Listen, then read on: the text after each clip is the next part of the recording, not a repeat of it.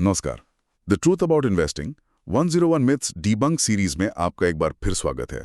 नमस्कार। पिछली बार हम मिथ 16 पर बात कर रहे थे, जहां लोग रिश्तेदारी निभाने के चक्कर में गलत निवेश कर बैठते हैं। आज हम एक और बहुत ही आम सोच की गहराई में उतरेंगे, जो शायद हम सबने कभी ना कभी सोची होगी। बस मेरे खर्चे निकल जाएं। और बस यहीं से सारी गड़बड़ शुरू हो जाती है। ये जो सोच है ना, ये हमें एक जाल में फंसा देती है। जाल? कैसा जाल? यही है हमारा मिथ 17 कि निवेश सिर्फ इसलिए करो ताकि रोजमर्रा के या कह लीजिए फुर्सत के खर्चे निकलते रहे। हम ये मानने लगते हैं कि किसी भी इन्वेस्टमेंट की सफलता बस इसी बात पर है कि वो हमें हर महीने कितना कैश दे रहा है। बिल्कुल, ये तो बहुत ही ज्यादा आम धारणा है।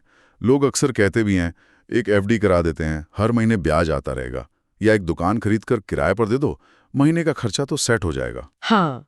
और सुनने में तो ये बहुत सुरक्षित और समझदारी भरा लगता है ना? ऐसा लगता है कि बिना ज्यादा मेहनत के पैसा आ रहा है। यही तो वो विश्वास है जो इस मिथ को इतना मजबूत करता है। हमें लगता है कि ये जो छोटी छोटी नियमित आय आ रही है, वही धन बनाने का सबसे अच्छा तरीका है। पर एक्चुअली ये सोच निवेश की सबसे बड़ी गलतियों में से एक है। अच्छा। हाँ, हम लंबी दौड़ जीतने के बजाय 100-100 मीटर की छोटी छोटी रेस में ही उलझे रह जाते हैं। हम लॉन्ग टर्म वेल्थ क्रिएशन का जो बड़ा लक्ष्य है, उसको शॉर्ट टर्म इनकम की जरूरत के लिए कुर्बान कर देते हैं। ये बात तो सोचने वाली है।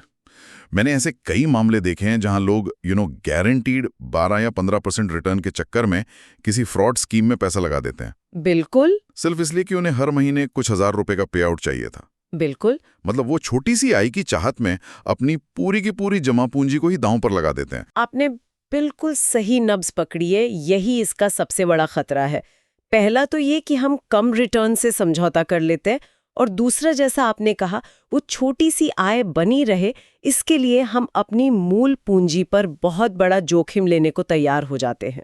तो अगर ये तरीका गलत है, तो फिर लाखों लोग यही क्यों कर रहे हैं?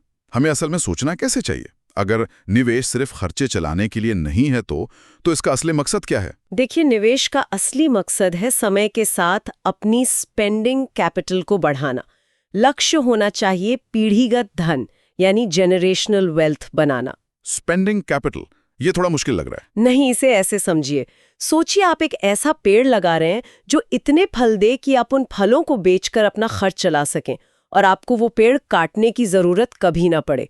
वो पेड़ आपका कैपिटल है, और उससे मिलने वाले फल आपकी स्पेंडिंग कैपिटल से आने वाला कैश फ्लो है। वाह, क्या बेहतरीन एनालॉग है। हमारा लक्ष्य ये होना चाहिए कि हमारी पूंजी इतनी बड़ी हो जाए कि वो खुद हमारे खर्चे उठाए, हमें अपनी पूंजी को उसे खाना ना पड़े। एग्जैक्टली। तो इस सोच को हकीकत में बदलने के लिए और गलत निवेश से बचने के लिए एक निवेशक को क्या करना चाहिए?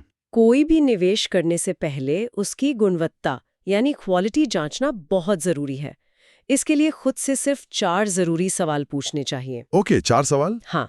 पहला और सबसे महत्वपूर्ण, क्या यह निवेश महंगाई को मात देने वाला रिटर्न दे रहा है, यानी इन्फ्लेशन एडजस्टेड रिटर्न पॉजिटिव है या नहीं? ये तो बहुत ही जरूरी सवाल है। अगर महंगाई 7% है और आपका निवेश 6% कमा रहा है, तो आप अमीर नहीं, धीरे धीरे गरीब हो रहे हैं। आपका पैसा असल में घट रहा है। बिल्कुल। ये तो एक लीक होती हुई बाल्टी में पानी भरने जैसा है। बिल्कुल सही कहा। दूसरा सवाल है तरलता का, यानी लिक्विडिटी। क्या जरूरत पड़ने पर आप आसानी से अपना पैसा निकाल सकते हैं? कई बार ज्यादा रिटर्न वाली चीजें जैसे रियल एस्टेट या कुछ प्राइवेट बॉन्ड्स आपका पैसा लंबे समय के लिए लॉक कर देती हैं। तो सोचना यह है कि क्या मैं उस मुनाफे के लिए ये जोखिम ले सकता हूँ? अच्छा, तो महंगाई से बचना और जरूरत पर पैसा निकाल पाना, ये 2 चीजें तो समझ आ गईं।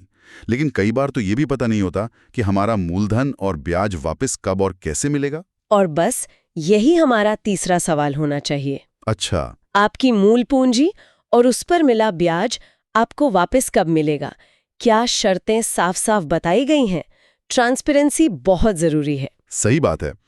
और चौथा? और आखिरी चौथा सवाल, क्या बाजार में इससे बेहतर कोई और विकल्प मौजूद है? कोई ऐसा विकल्प जो शायद ज्यादा लिक्विड हो, ज्यादा कॉस्ट इफेक्टिव हो और आपके लक्ष्यों के लिए बेहतर हो? ये 4 सवाल तो किसी भी निवेश का एक्सरे करने जैसा है।